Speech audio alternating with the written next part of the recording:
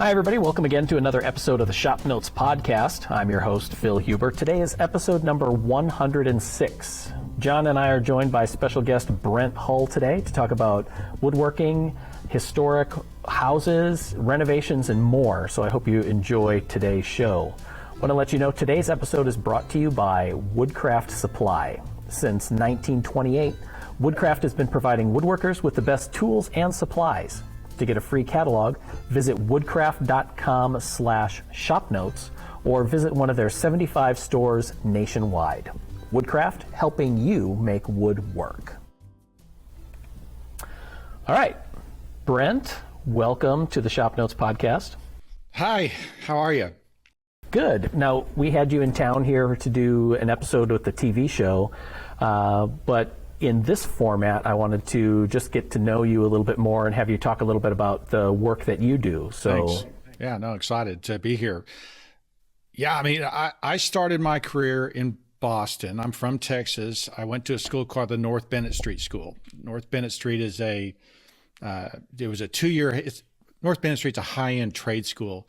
There is violin making. Harvard and Yale went to North Bennett Street to start a bookbinding program to restore historic books. They're having to send their books back to Europe. So they have that kind of,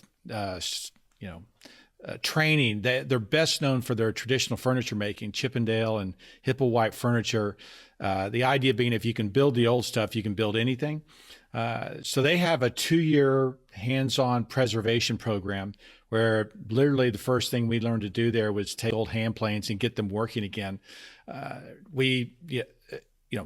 It's a museum quality historic preservation.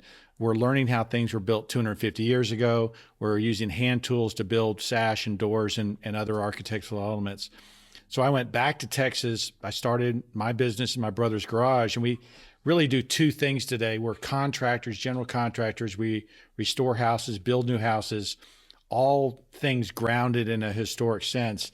And then we also have a millwork shop, and we do architectural millwork, historic preservation. We do a lot of courthouse and depot restorations where we are looking at historic millwork and then, remaking it, copying it exactly, using old growth timbers, and building it the way it used to be built. So, my business is now kind of these two parts, all still based around historical, based in history and based in historic preservation and historic detailing. So can you talk a little bit about maybe some of the projects that you've done or have going on currently? Yeah. So we've got a courthouse right now. We started in Mason County, which is south of us about 3 hours. It's a 1908 courthouse that burnt down. So we are having to build the windows, the doors, the courtroom furniture, all the floors, everything basically in wood we're restoring on that courthouse. And so we actually have to use longleaf pine. Longleaf pine was the kind of wood of choice in Texas and in the South during that period of time when we still had virgin forests. So we actually have to buy salvage lumber that came out of an historic building to restore and rebuild everything. So that's going to be really fun. It's going to take us over a year to do. We're doing a ranch house for a client where we are kind of building a brand new ranch, but it's going to have a barn. It's going to have a main house and some outbuildings. So we're trying to make this barn ranch project look like it's 150 years old. So there's an example of kind of two projects we're working on where we're infusing history or copying history. And then, we'll build historic mantles, just built a federal mantle for a couple in, New Hampshire. And then we're restoring houses in Fort Worth. Most of our general contracting work is in Tarrant County and kind of greater Fort Worth, do a little bit in Dallas. So we've got a 25,000 square foot shop, and we are manufacturing and building things there all the time. There's 30 guys down there working. So two pieces that examples of some stuff we're doing.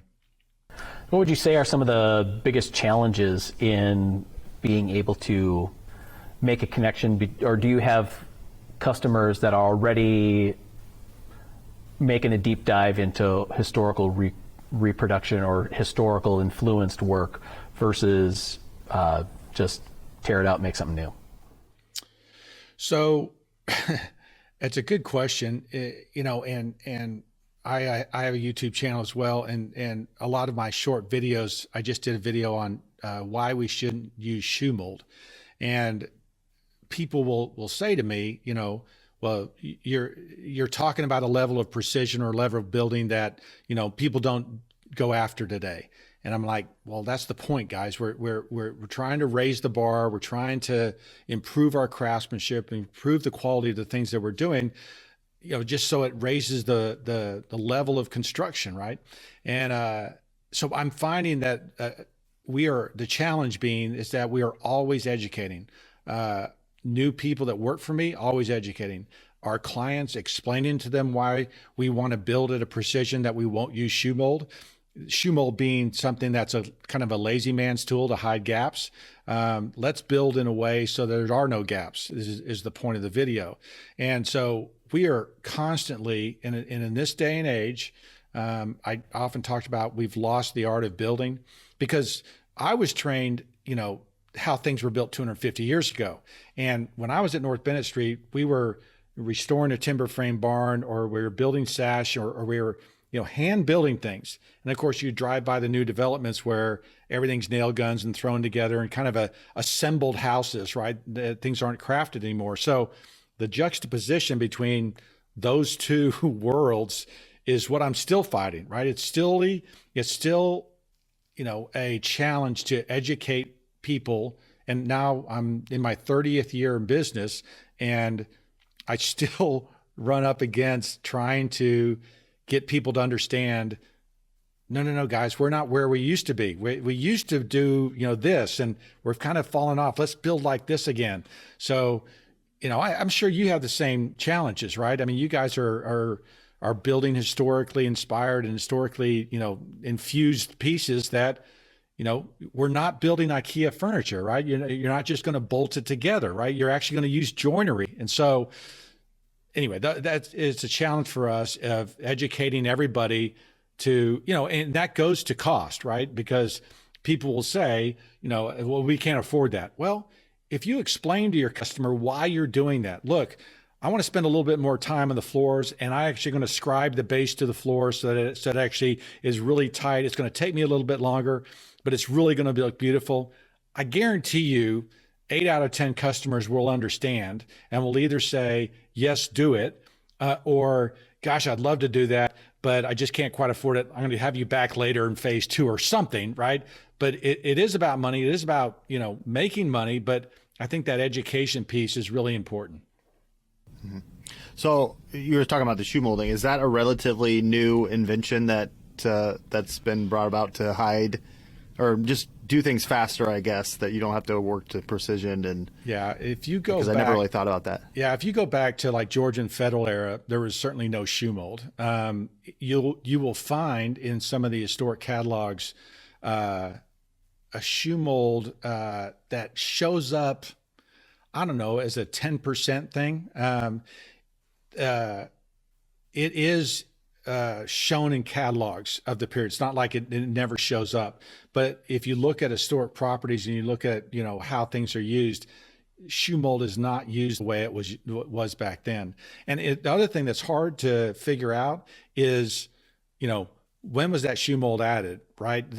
Because those sand and floor people will come along and they'll nick your base with their little sander, and they'll want to hide it with shoe mold and take care of everything, right? And so, is that 150-year-old house, was that shoe mold there 150 years ago? Was that there 20 years ago when they redid the floors? And so it is an historical thing. It doesn't really get the term shoe mold until like the 1950s. So it's certainly something that wasn't practiced a lot historically. Sure. And then do you, when you're doing these restorations, do you still use, you're talking about nail guns and stuff. Do you still use, modern fasteners, or is it like a lot of hand nailing or what? Yeah, what's no, that's a good there? question. We are, in one of my millwork books, it describes that We want to use machines. But use hands as much as possible. That was like in the 1920s millwork catalog. And so realizing that, machinery in woodworking, right, and even, power saws and things on a job site goes back to the 1920s. And, the millwork shop that we have today, I was telling Phil earlier, everything that was in a millwork shop in the 1890s is in our shop, except maybe the CNC. And so they had duplicarvers, they had, all these things that they didn't have that, but yeah, they actually did. So to answer your question, no, we're not hand nailing. We are still trying to be as fast and efficient as possible, matching the past. So while we'll use the same wood, we'll take and make our own knives to match the historic profiles. We are not, hand nailing. We're not putting oil varnishes on it. We're using modern finishes and things like that. Most people, right, if you look at the sphere of things, the things that we were trained to do were museum quality, kind of that's that, 1%, because those are museum houses where they have to copy it exactly.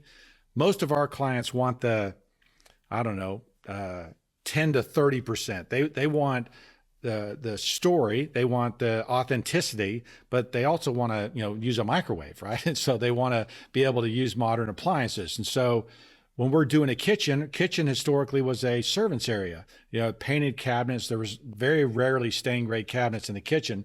So we're trying to, find the blend there of where that meets. But what we don't want is we don't want our clients to be walking through an historic house and then walk into a brand new, IKEA or just some new kitchen that's off the shelf. We really do want to, match the other millwork that's in the house, match the other architectural details so that it, is seamless in its design and how it comes together.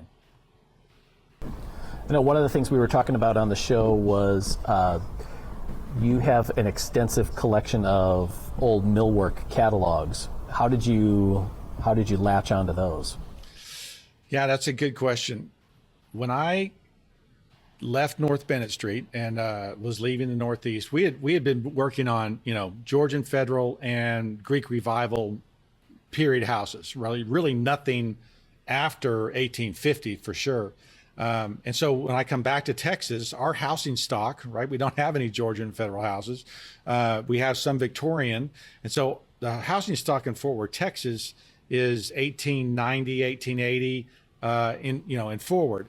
And so I had to change my focus. And so I ended up finding, obviously studying, arts and crafts thing, Gustav Stickley, Frank Lloyd Wright, Green and Green, all the, mid-century or early century architects and designers and building styles. I went to an architectural salvage yard in Fort Worth, a place called Old Home Supply. There's a guy who Ralph Watterson had, started this business because he was sick of throwing out these great doors and great hardware, and he couldn't do it. So he actually started collecting these things, keeping it in a warehouse, and eventually turned it into an architectural salvage yard.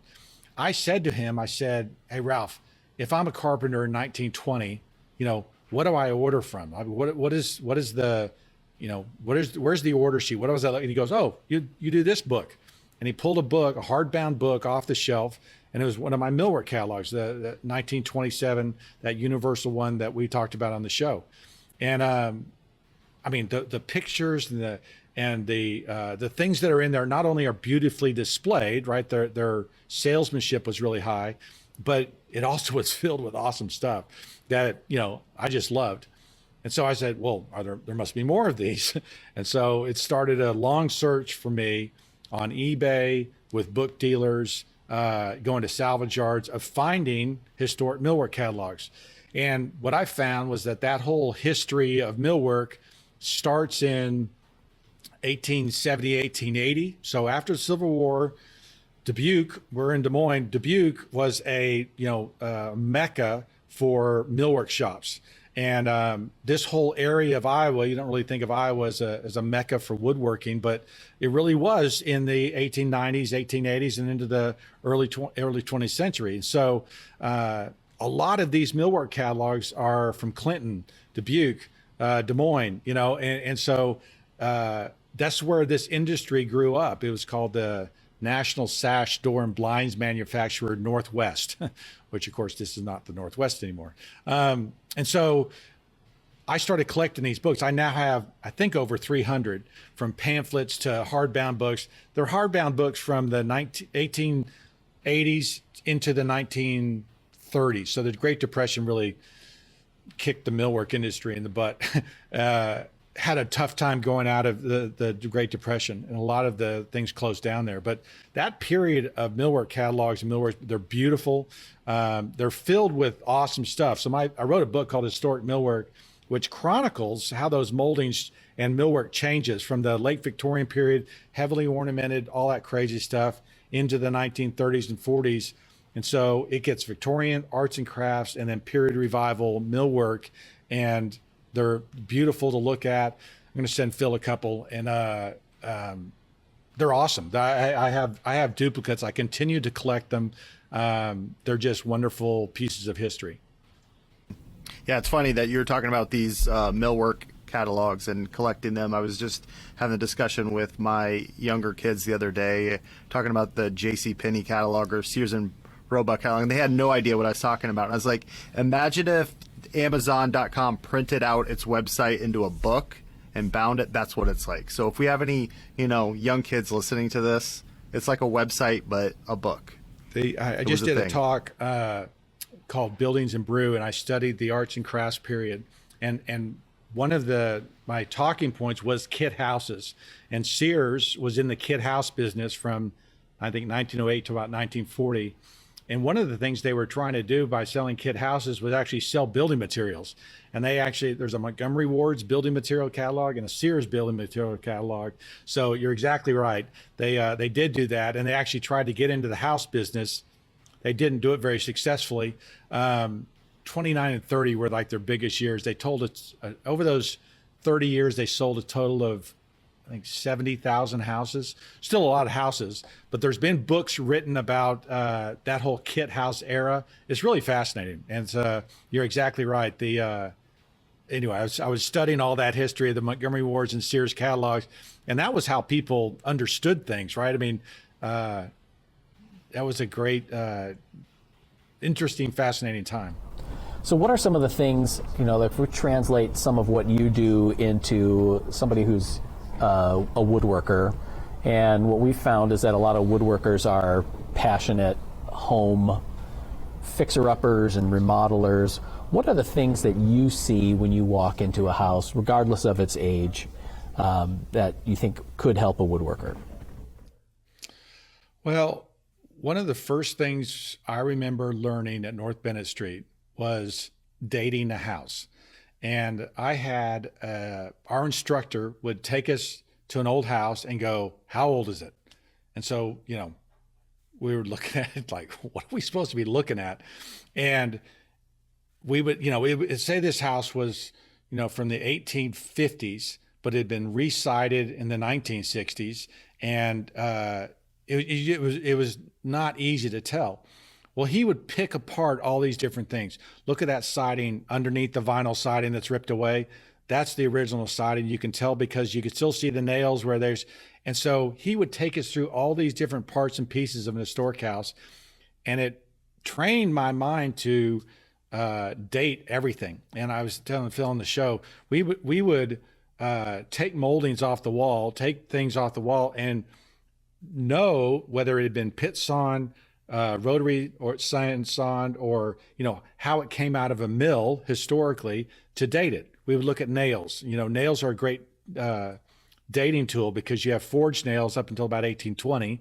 Then you have cut nails, two different eras of cut nails, and then you have wire nails in the 1890s. And so you begin to start dating things like that. And I say all that because whether it's smoke mirrors, conversation pits, hand scraped floors, right? Recently, faux finishes, everything dates itself. And so I have told people that I can stick my hand in the past, grab whatever molding and pull it out and go, yeah, that's Victorian. Well, how would you know? Well, because it has these shapes, it has this detail. There's a story, there's a narrative to all of these different pieces. And so what I would say, the first thing that someone needs to walk in is understand, historic styles and historic precedent and kind of the different eras of what's going on. Because what you don't want to do is walk into an arts and crafts house and they have, clamshell moldings from the 60s or 70s and go, oh, well, that's original molding, right? Because then you're chasing after something that has been messed up. And so understanding that the history, understanding the narrative, I was just explaining in this arts and crafts talk that there is a design philosophy that things used to be built with a design philosophy. In other words, the arts and crafts was a rejection of Victorian architecture, that over ornamentation, too much. They talk about things being cheap, cheaply made, cheaply built, and it was a rejection of that. And so they automatically go to this very flat, clean, stained grade, let the beauty of the wood come through. Any ornamentation will be functional. It's just the through mortise and tenon with the peg is an honest joint. And so there is a philosophy. And so once you understand that philosophy, right, it's very easy to put things back, right? So you're not going to put a, Victorian kitchen in an arts and crafts house. It wouldn't make sense. You're like, this doesn't fit. And so I think that whole philosophy of a house works up until probably the ranch period. And then after that, with McMansions in the 80s or wherever you want to go, houses are assembled, okay? Houses are, go pick your brick, go pick your windows, go pick your hardware, and the builder will put it together. And there isn't a philosophy driving that style. And so the first thing I would say is understand the story of your house, the narrative, and you can begin to start putting things back together the way they need to be. Yeah, that's interesting. There's just having to investigate beyond what you just walk in and see to a house, because it's changes over the decades. People put carpet over wood floors or change trim or different things that you would go in and kind of investigate the unseen things. So that's really cool. So what if you had, say, like we were talking about this post-war ranch house that is kind of no style and no period to a certain extent. Can you create a narrative and a story for a house like that, or does that just look like it's tacked on? That is a really good question. My house is a 1962 ranch and not a good one. In that it's a mix of different styles. There's some traditional elements. There's a steel window next to a solid wood, trying to traditional pane window. It's kind of a mess. And yet, okay, there are still elements of that house that are of the ranch and do tell that story. For instance, it's all 8-foot ceilings, right? It's which is consistent throughout the house. We've still got the original parquet floors. There are elements of that house that are, part of that story. We don't have any avocado, appliances anymore. You guys remember those from growing up. But that was a very popular color, for those of you who don't know, when I was growing up in the 70s. And,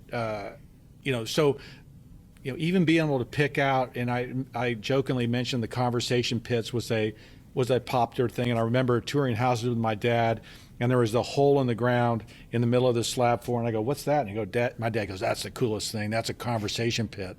I was like, what? And so I think a lot of those have been filled in now. But there is even, the quick answer is it's really hard. Okay. It's hard to do things that, contribute to that narrative. Because quite frankly, a clamshell molding is an ugly molding, right? It is, there's no distinction to it. It speaks to that, modern aesthetic where everything should be slim and clean and no ornamentation.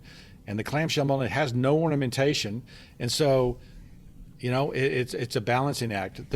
When we bought the house, someone had taken out the hollow core doors and put in 6-panel doors. Well, a 6-panel door is a very traditional door. It doesn't belong in a ranch style house. But I'm also not going to take out a $300 door and put a $80 hollow core door back in to be architecturally pure. Mm-hmm. You see me struggling around with this answer. I don't. Mm-hmm. It's hard, and I'm not sure what the right answer is then, because what happens is if you end up like going to the tile store, let's say today, and there's a selection of tiles that are very popular, most likely white, right? Everything's clean and white these days. That we're going to go back in 10 years and look at that bathroom and go, oh yeah, they did this 10 years ago, because those finishes on the plumbing fixtures, the finish on the tile, the subway tile probably, right? We're all very trendy right now, but they're not timeless. And what you're trying to do is really you're trying to be timeless on this thing. And with the ranch style 70s, 80s, 90s house, those aren't timeless houses. What do you pick up on per your question, right? It's hard. So we're not going to go back to the wood paneling of the 70s and bright oranges and avocados. When that's done well, I think it's really awesome. But oftentimes it's not. And so, that cheap wood paneling, the faux wood paneling, right? It's not a great look. Yeah, or golden oak and brass of the 1990s, and yes, exactly, all those eras. So yeah, I mean, maybe that comes back in style at some point. Maybe. Someday. We look at that and go, "Wasn't that cool?" Well, I think of that with John, because he just recently sold a house and bought a new house, and the house he was in, you were in there 18 years? Yeah. I was early 60s house, 4-level split, and kind of redid everything in that 18 years. And so it's updated to probably early 2000s style. I tried to go with little arts and crafts, kind of timeless motif, but it's got stainless steel appliances. And it's like, how long before my kids look back and as I look at the avocado appliances that I saw growing up before, that's not cool. And now everything's shiplap and modern farmhouse, and it's like, how long before that's just like looked at like the wood paneling of the 70s. And so it's just interesting. I think there is history does repeat itself. If you look at, and you guys can tell me whether this rings true or not, the McMansion in my mind is a little bit like the Victorian house. A little bit over the top, right? A little bit, all the, some of the Queen Anne houses, I mean, you can't stand in front of them and tell them what style they are, because there's turrets and there's, ornamentation, and there's all this detailing. And what happened after the Victorian era was you ended up with the arts and crafts era, which is a rejection of all that Victorian ornamentation. I would say that the cottage movement, right, is a rejection of the McMansion. And so I was fascinated to learn that Dwell magazine and Real Simple magazine, I don't know if you guys remember those magazines. They came out in 2000, right? The McMansion era ends in the 1980s, 1990s. And so I think I think there's a parallel there in that we were rejecting that over ornamentation. We want something simple.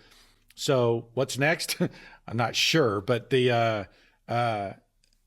I don't know if we're ever going to like the bright brass and again, but maybe we will. I think it's kind of interesting because you were talking a little bit about that in some of your videos online, where there's kind of these ages, as you were discussing some historic home styles, where you had like the original, and then you had like a revival, and then you have these reinterpretations, and then even rejection, so to speak, or a reaction to something, and how that subtly shifts the way we look at and live in our houses. Yeah, I find that if you look historically at house styles, they're either changed by a change of taste, right, which is what that Victorian arts and crafts thing reflects, or it's a change in technology. And I think that the Victorian era and the Queen Anne house, okay, even the McMansion in some respect, is a showing off, right? It is a look what we can do. Look what these woodworking machines enable us to do, and have these things that were always unaffordable, all of a sudden very affordable. So there's the technological change that brought about a stylistic change. Most times I'm finding that stylistic changes happen because of taste, right? The Georgian became the Federal, as change in taste, as they discovered more about ancient Rome and it's Italy. The Greek revival, as we learned about the Greek society, as our world expanded, these tastes changed. But I think it's technology or taste. I'm not sure. I'm not sure what happens after this current era, because we've got, the strong, white, clean, boxy houses, very few moldings. I was in a house in California, barely had a base mold, no crown, no door casing, right? As a woodworker, I'm like,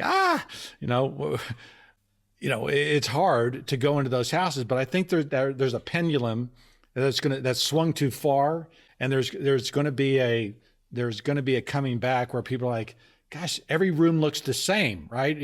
Every room is an empty box. There's nothing on the windows, and there's not a human scale to those houses either. And so there is going to be a change. I just don't know, what it'll end up being. How do you predict what drives that, and how do you predict what's coming next? That's the $1 million question. So, because I was thinking of that with like I mentioned earlier, I've had our first house was a Craftsman bungalow from the early 20s, and one thing that I noticed in it was how even within a house there is a way of distinguishing different parts of the house based on its trim, because we had the living room and the dining room were kind of the public areas of the house, and it was all oak, everything, glass cabinets and all that sort of stuff. And then as you moved into the kitchen, all the trim work was painted, and in the back bedroom, the moldings and casework had a family resemblance to the stuff in the living room and dining room, but it was a little simpler, dialed back, was pine and painted, and the master bedroom was oak again. So I just thought that was kind of interesting way of accomplishing some of that same stuff without necessarily having the whole house looking identical. The other interesting that reminds me of that is that used to happen in historic houses. Is there used to be even in a builder entry level house, there was 3/4 inch trim by 5 inches wide. I mean, there was big trim on just a working man's house. Whereas today, the entry level house of a production home, I mean, your trim isn't wood, right? It's most likely plastic or MDF or something, but there's just so little of it. And that whole thing, I believe, stops. That the way we used to build versus the way we build today stops with Levittown, okay?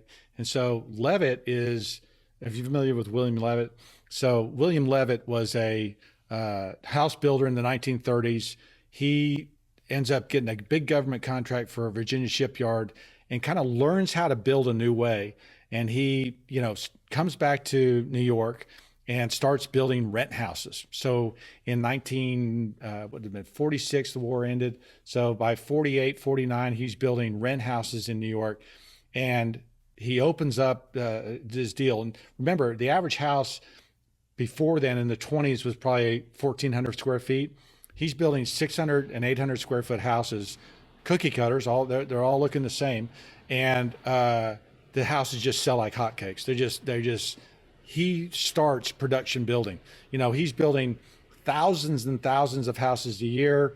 A big production builder in the 20s would have been 300 houses a year. He's building 10,000, and so he taught a generation of builders how to build cheap and fast, and not how to craft a house. And I think that as a woodworker and as a guy who loves, old houses and things like that, that's kind of where the beginning of the end is.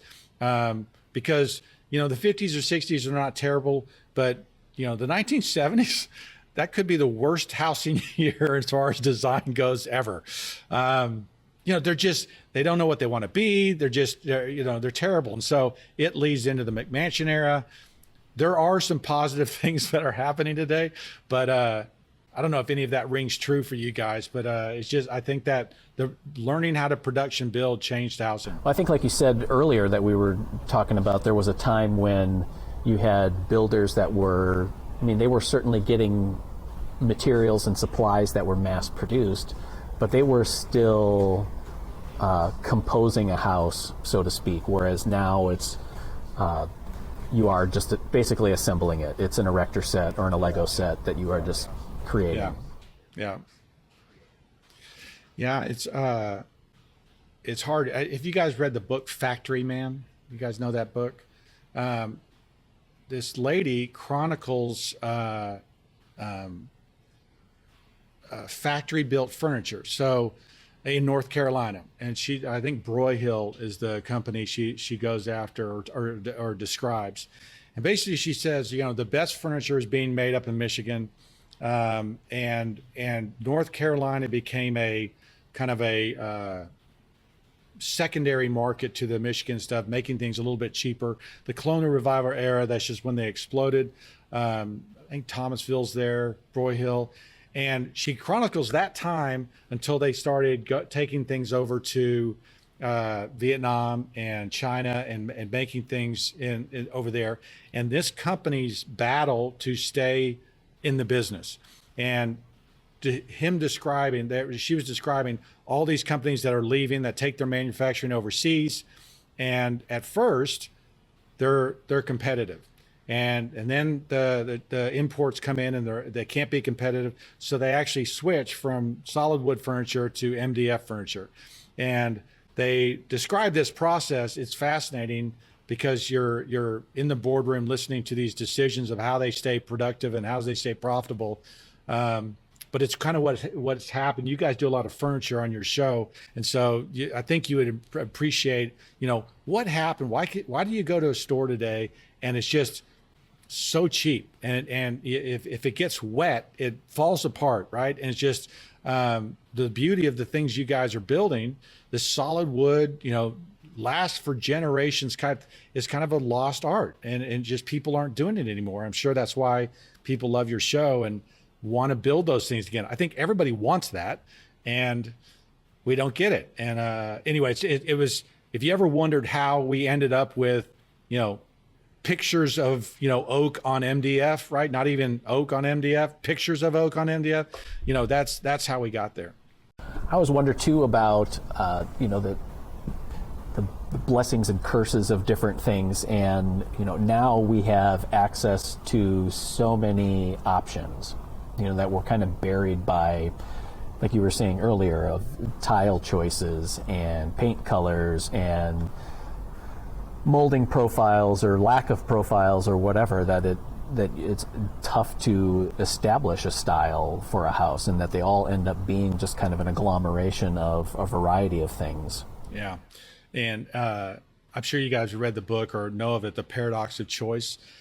This guy wrote this book, and he starts the book describing how he went to go buy a pair of jeans at the store, and he realizes that it isn't just buy a pair of jeans. There's stonewashed jeans, there's boot cut jeans, there's slim fit jeans, there's all these things. He ended up leaving the store because he couldn't make a decision.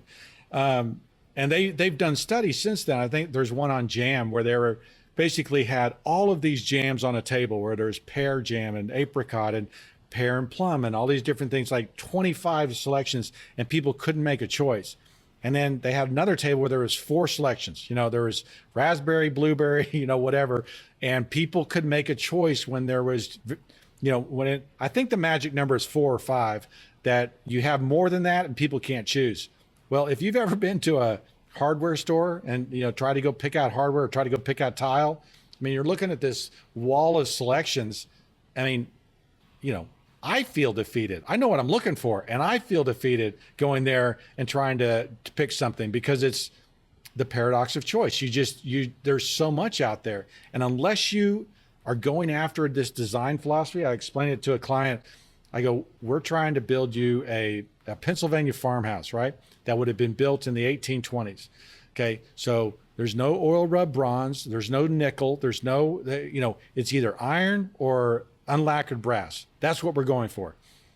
When you give them that kind of design choice and put them in that frame of mind, they can, all of a sudden you see that wall much more clearly, and you go, okay, let's look at that, right? And you're not overwhelmed. But if you don't have that, and most people don't have that frame of mind, you will get lost, and your house will get assembled, right? Because the other thing that happens is if you don't have a philosophy, what ends up driving the decision?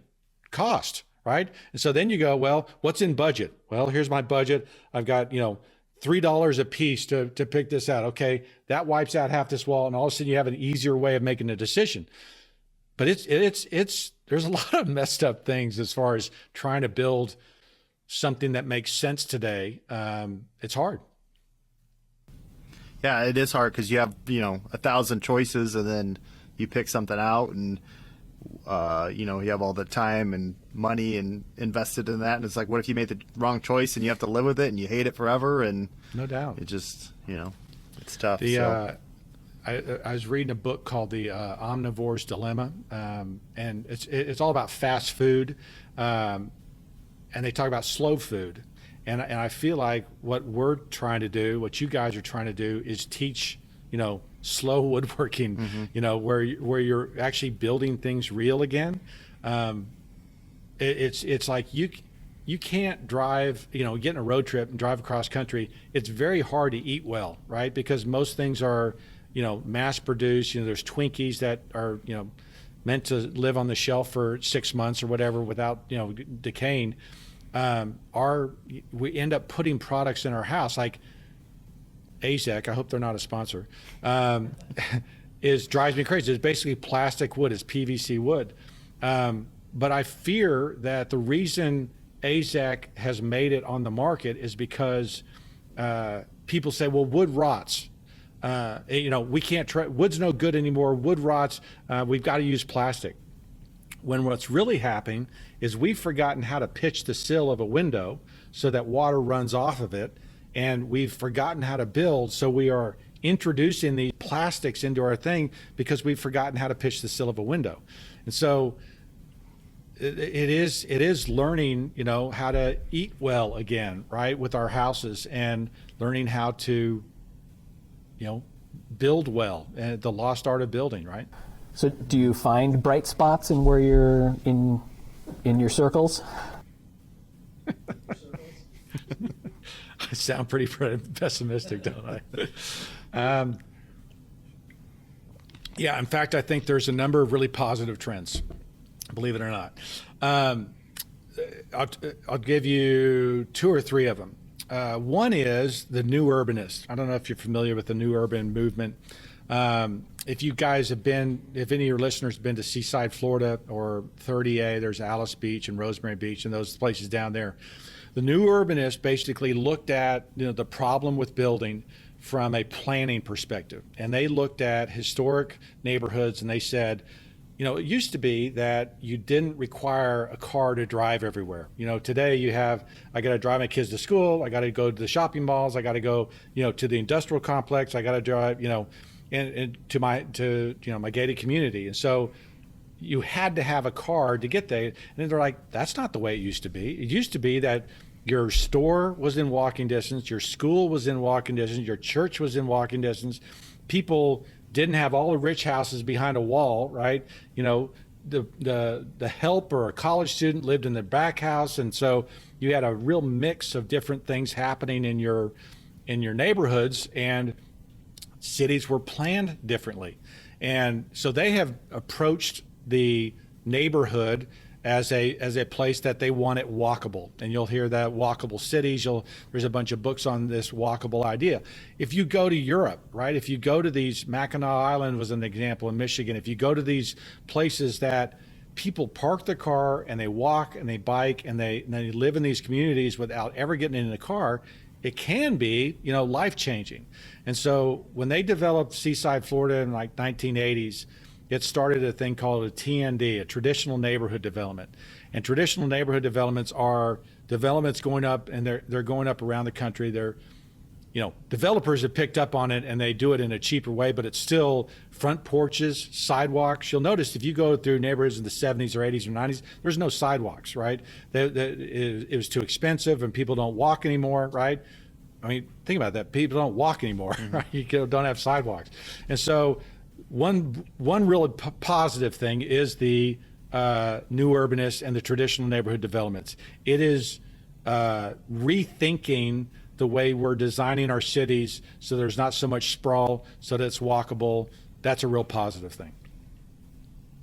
The other one would be classicism, okay? And I belong to a group called the ICAA, which is the Institute of Classical Architecture and Art.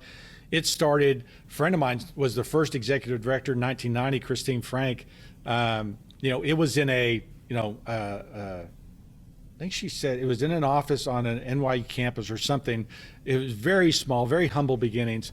Now there's 15 chapters around the country. There's 5,000 or 6,000 members that are part of this community, and basically it is reinstilling a human scale back into building. And where I learned about classical architecture and art and the height of a pedestal in a room and how much crown moldings are appropriate and the right size of a door casing all come from this classical training. Now, this is stuff that used to be trained, 100 years ago. I give the example that, are you familiar with Audell's carpentry? The 1926 Audell's carpentry is like this big, it's like four volumes. It was designed to fit in your carpentry box, and it's basically a how-to manuals for carpenter, how to sharpen your saw, how to, lay out a wall, all these different things. One of the things, they had a design section, and in that design section, they have a column and a base and all the parts broken out. I mean, you wouldn't find that in architectural classes in some of these colleges today. And so there was a common language that was being spoken in the 20s, right, that isn't spoken. The homeowners understood it, the builders understood it, the craftsmen understood it, the architects certainly understood it. And so they are reinstilling a lot of those classical ideas to building, and I think it is improving things, and I think you are seeing better development. So, I sounded pretty pessimistic earlier. I think the low point in kind of residential design probably was that 70s, 80s era, and things are getting better. So I am actually positive about that. It's the majority of things aren't that way, but they're getting better. Well, and I think one of the benefits is something like this, where we have much more access to podcasts, or like some of the things that you're doing on YouTube, and being able to see and be connected with other people who are thinking like this. So how can people who are listening to this, who are unfamiliar with you, get in touch with some of the stuff that you're doing? Yeah, so the things I'm reading, the things I'm doing, the whole classical stuff that I've kind of gravitated to, there are chapters around the country. There's a Texas chapter, a California chapter, there's a Midwest chapter. And so those classical ideas, they have classes. You can go onto their website and listen to these incredible talks. They have, you can go to New York and learn all about the architectural orders, all about molding sizes. And so there's excellent training there. I'm trying to communicate a lot of those ideals about history and design on my YouTube page. YouTube.com/Brent Hull, I think it is. And so I'm taking little things like I did the shoe mold. Hey guys, let's try not to use the shoe mold, right? One of the studies I was doing was stairs. And when I looked at historically what was in the catalog, I realized that our catalogs for stairs today look almost exactly to these catalog stairs from the 1940s. So for 80 years, we've been building the same dang stair. And so the same dang parts, and it's all screwed together now. There's no craftsmanship there. And so, it's time to kind of up our game. That, look guys, we've been doing this for too long. Let's kind of, breathe some life into this stuff. And so, and there are other guys out there like me who are trying to improve quality and so improve design. My whole deal is that, because I went to North Bennett, is that history piece. And you're on Instagram as well, too, right? Yeah, Hull Millwork, Hull Homes is my two businesses. Hull Millwork _Hull Homes. You can find it there. We also, I've been reminded, just came out with a 100-year window. Basically, what we did was our restoration company has been, going to courthouse and restoring these windows that are 100, 120 years old and getting them working again, good as new, last another 100 years. And yet on the building side, we were putting in production windows, and literally in 10 or 15 years, our clients were calling saying our windows are rotted. We're like, now this is crazy. We're having to replace these windows, and if we just built them like they used to be built, we could have a window that lasts 100 years. So we are using Sapele. We only use single pane glass. Insulated glass is a joke, and so it lasts 10 to 15 years before it fogs up. How can I build a 100-year window if I have the glass that won't last 100 years? So we have another glass for cold weather climates that's called a Pilkington Spacia glass, which is a vacuum sealed, very different. And so we have a window that we believe will last 100 years. We call it a 100-year window. We're really only for the traditional markets, double hung encasements. But we're really excited about that because we think it represents, the way we should be building today. All right, that's pretty cool. I know one of the things we've been talking about on the show here on and off is kind of how woodworking fits into being a homeowner and working on our houses and all that. So I really appreciate you coming on, Brent. Yeah, thanks for having me. And we'll have the links to Brent's YouTube channel and his Instagram account and some of the other things he's been talking about on our show notes page. You can find that at woodsmith.com/podcasts. If you have any questions, comments, or smart remarks that you want to share about today's episode, we'd love to hear from you. You can send those to us via email, woodsmith@woodsmith.com, or you can leave them on the YouTube channel where you can leave them in the comments section there. Otherwise, thanks again for listening to the Shop Notes Podcast. Today's podcast is brought to you by Woodcraft Supply. Since 1928, Woodcraft has been providing woodworkers with the best tools and supplies.